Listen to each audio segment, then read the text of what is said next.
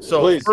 first of all, can you take us through night number 1 at Raw? Because you were coming in at a time where the fans were kind of hot, bro, because Adnan Burke did not work.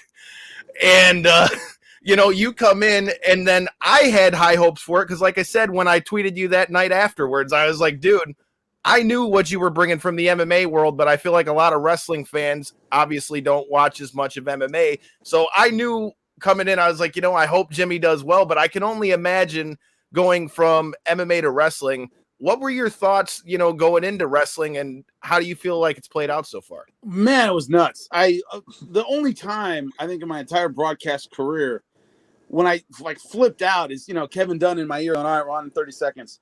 And I was like, holy shit, what am I going to do? It's so radically different. I can't even get into it without, you have to really know broadcasting to know how different it is doing pro wrestling as opposed to any other sport / entertainment, whatever show.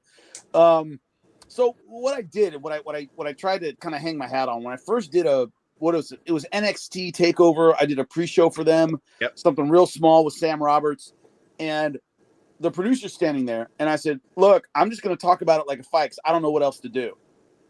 And the guy goes, great, wonderful, you're on in 10. And I was like, okay, cool. I don't know how to do anything different. So when I went to WWE to take over Raw, same thing. I would just look. I don't know wrestling. I haven't watched it since I was 12. I was a fanatic when I was a kid, and then I hadn't watched it in years. First thing I told them was I haven't seen the product forever. And I said, I know how to call fights. That's all I know how to do. And they went, okay, then do that. And so, all right, we did the first show, and I called it like a fight, pretty much bell to bell. And that's why when you listen to SmackDown, you listen to Raw, one of the things they like, one of the things I've been told a lot is they sound totally different.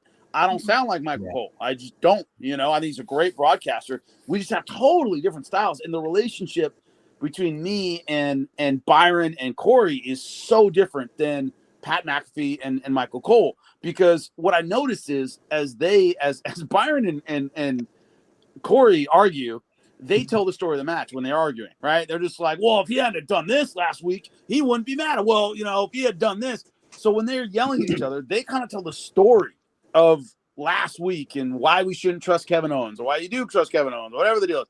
And then I kind of go, but how is that going to affect right now against so-and-so?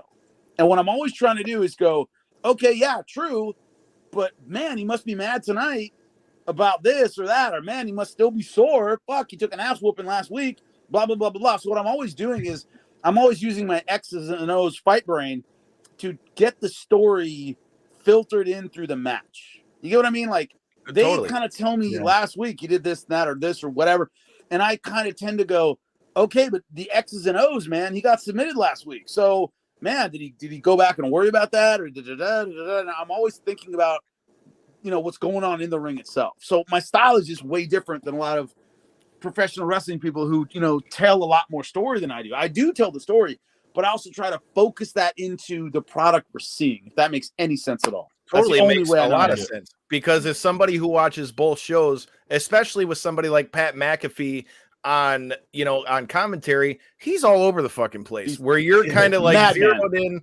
You're zeroed in, he's fighting him, and so, like you said, you're a lot more focused on the actual action of the ring, where Pat McAfee's giving you the best air guitar solo on TV right now every time Shinsuke Nakamura comes to the ring. I think that's something that wrestling has missed forever. As somebody who's watched wrestling my entire life, that's something that we have not had. And it's very new because on one side, Pat McAfee's almost calling it like he's like the fan watching it.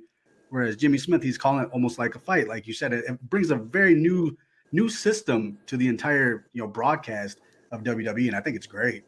Yeah, and it makes Raw sound different than SmackDown, so which is what they want too. I mean, if you turn into each show, it sounds like completely different. When I watch SmackDown every week, and Cole's a phenomenal storyteller. He's great at that. And then McAfee's doing his wild craziness, and then I kind of do it X's and O's, almost like sports style, and then Byron and Corey take you through the